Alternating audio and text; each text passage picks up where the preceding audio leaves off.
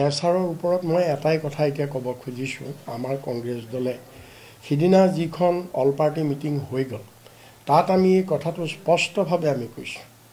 যে যিটো chief electoral অফিচাৰে কৈছে আৰু যিটো বৰ্তমান ইলেকশ্যন গাইডলাইনতো আছে সেই গাইডলাইনটো হৈছে কি যে প্ৰথমতে ড্ৰাফ্ট ৰুল পাব্লিছ হ'ব ড্ৰাফ্ট ৰুল পাব্লিছ হোৱাৰ পিছত যদি ড্ৰাফ্ট ৰুলত কাৰোবাৰ উজৰ আপত্তি থাকে অৰ্থাৎ কাৰোবাৰ নাম বাদ পৰি গ'ল তেওঁ তাত উঠাব পাৰিব আৰু কাৰোবাৰ নাম যদি কাটিব লাগে তাকো কমপ্লেইন কৰি 7 নম্বৰ ফৰ্ম যোগে কমপ্লেইন কৰি কাটিব পাৰিব এইটো ব্যৱস্থা অলৰেডি আছে আৰু এইটোৰ পিছত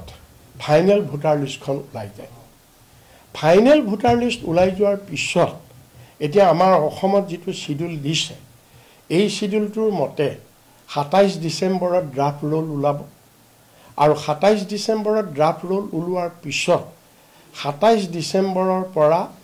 ফেব্ৰুৱাৰী মাহলৈ মানে প্ৰায় 20 দিন 22 দিন সময় দিছে ক্লেইমছ এণ্ড অবজেকশ্যন ফাইল কৰিবলৈ ঠিক আছে তাত আমাৰ কোনো আপত্তি নাই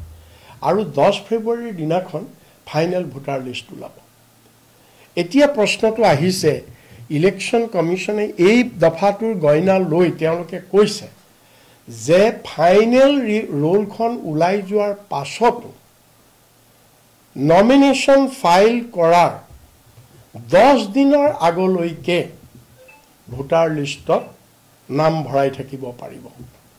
এইটো বৰ সাংঘাতিক কথা এইটো প্ৰভিজনটো আছে নো ডাউট এইটো আগতেও আছিলে কিন্তু তাৰ অৰ্থ এইটো নহয় যে এই প্ৰভিজনটোৰ গয়না লৈ যধে মধে তেওঁলোকে যধে মধে হাজাৰ হাজাৰ মানুহৰ নাম বাহিৰৰ পৰা আমদানি কৰি আনি ইয়াত ভৰাব এইটো নহয়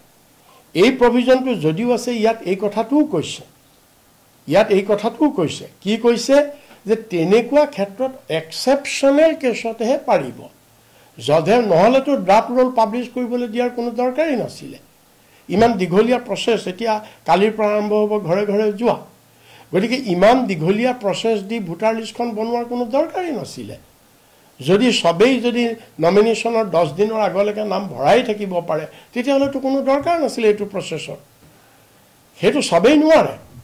ইলেকশ্যন কমিছনে ইয়াৰ এতিয়া আমাৰ বিজেপি চৰকাৰে যাতে ইয়াৰ গয়না ল'ব নোৱাৰে আমি তাৰ কাৰণে আপোনালোকৰ যোগেদি আমি ৰাইজৰ দৃষ্টি আকৰ্ষণ কৰিব খুজিছোঁ যে হয় এই প্ৰভিজনটো আছে সেইটো হৈছে এক্সেপশ্যনেল কেছত সাপোজ এনেকুৱাবিলাক কেছ সাপোজ কোনো এজন কেণ্ডিডেট উঠিব খুজিছে তেওঁৰ সেই সমষ্টিত নামটো নাই সেই সমষ্টিৰ ভোটাৰ হ'ব লাগে তেওঁৰ নামটো সাপোজ নাই তেতিয়া বেলেগ সমষ্টিৰ পৰা তেওঁৰ নামটো ট্ৰেন্সফাৰ কৰি তাত আনি ভৰাব পাৰে সাপোজ কোনোবা এঠাইৰ পৰা মানুহ এজন ঠিক ইলেকশ্যনৰ 5 দিন আগত ট্ৰেন্সফাৰ হৈ আহিলে চৰকাৰী কৰ্মচাৰী বা বেচৰকাৰী কৰ্মচাৰী কিবা প্ৰতিষ্ঠানৰ কৰ্মচাৰী ট্ৰেন্সফাৰ হৈ আহিল তেওঁ এতিয়া তাত ভোট দিব বিচাৰিছে তেনেকুৱাবিলাক এক্সেপশ্যনেল কেছতহে এনেকুৱা নহয় যে তাৰ হাজাৰে হাজাৰে ৰেলত মানুহ লৈ আনিম হাজাৰে হাজাৰে মানুহ আমি আনি ইয়াত ভৰাম নাম ভৰাম অনলাইনত আমি বাংগালুৰত থাকি বোম্বাইত থাকি হাজাৰ হাজাৰ আমি অনলাইনত ফৰ্ম এপ্লাই কৰিম আৰু নামবিলাক আমি ভৰাম সেইটো কিন্তু হ'ব নোৱাৰে সেইটো হ'বলৈ আমি নিদিওঁ যিটো বিহাৰত কৰিছে বা অন্য ৰাজ্যত কৰিছে আমি যিটো অভিযোগ পাইছোঁ সেইটো অসমত যাতে হ'ব নোৱাৰে আমি তাৰ কাৰণে আমি কংগ্ৰেছ দল এলাৰ্ট আছোঁ আমাৰ সকলো ঠাইতে ভলণ্টিয়াৰে সেইটো চকু ৰাখিব আৰু ৰাইজকো আমি আহ্বান জনাইছোঁ আৰু বিজেপি দলক আমি এইটো আহ্বান জনাইছোঁ যে আপোনালোকে অসম চুক্তি আপোনালোকে নিজেই কৈছে যে অসম চুক্তি আমি আখৰে আখৰে পালন কৰিম অসম চুক্তি যদি আখৰে আখৰে অসম চুক্তি কিহৰ কাৰণে কৰিছিলে আমাৰ অসমীয়া মানুহৰ সুৰক্ষাৰ কাৰণে খিলঞ্জীয়া মানুহৰ নিৰাপত্তাৰ কাৰণে এই গতিকে এনেকুৱাকৈ যদি আপোনালোকে ট্ৰেইনত যদি বা অনলাইনত যদি হাজাৰ হাজাৰ আপোনালোকে অনলাইনত ফৰ্ম ফিল আপ কৰি এই ইলেকশ্যন কমিছনৰ এই প্ৰভিজনটোৰ যদি গয়না লৈ আপোনালোকে যদি হাজাৰ হাজাৰ অনলাইনত ফৰ্ম ফিল আপ কৰি যদি আপোনালোকে আমদানি কৰে ভোটৰ দিনাখন যিটো অৰ্গেনাইজড বিহাৰত নিছিলে ট্ৰেইনত মানুহ আপোনালোকে আনি যদি ইয়াত ভোট দিয়া কৰে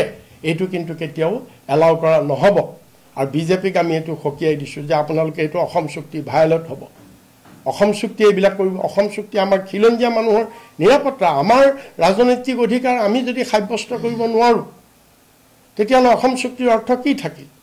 গতিকে সেইকাৰণে আমি এইটো যিটো চিফ ইলেক্টৰেল অফিচাৰে তেওঁ এটা দিছে তেওঁ এটা চালে বেৰে কোবোৱা তেওঁ এটা ক্লাৰিফিকেশ্যন দিছে কিন্তু সেই ক্লাৰিফিকেশ্যনটো আমি আশ্বস্ত হোৱা নাইকিয়া আমি মুখ্যমন্ত্ৰীৰ পৰা আমি এইটো দাবী কৰিছোঁ তেওঁ স্পষ্ট দ্ব্যৰ্থহীন ভাষাত তেওঁ এই কথা ক'ব লাগে যে ইলেকশ্যন কমিশ্যনৰ এই প্ৰভিজনটোৰ গইনা লৈ যাতে কোনো ভোট চুৰি আমি অসমত নকৰোঁ কোনো অৰ্গেনাইজড ৱেত যাতে আমি অসমলৈ বেলেগ বহিৰাজ্যৰ পৰা আমি পৰিভ্ৰমী ভোটাৰ যাতে ইয়াত আনি নভৰাওঁ সেইকাৰণে তেতিয়াহ'লেতো ভোটাৰ লিষ্ট সংশোধন কৰাৰ ড্ৰাফ্ট ৰোল ওলোৱাৰ কোনো অৰ্থই নাথাকিব গতিকে আমি এই ক্ষেত্ৰত ৰাইজৰ সহযোগিতা বিচাৰিছোঁ আৰু ৰাইজক আমি সজাগ থাকিবৰ কাৰণে আহ্বান জনাইছোঁ আমাৰ কংগ্ৰেছ কৰ্মী ভলেণ্টিয়াৰসকলতো থাকিবই আমি ৰাইজকো আহ্বান জনাইছোঁ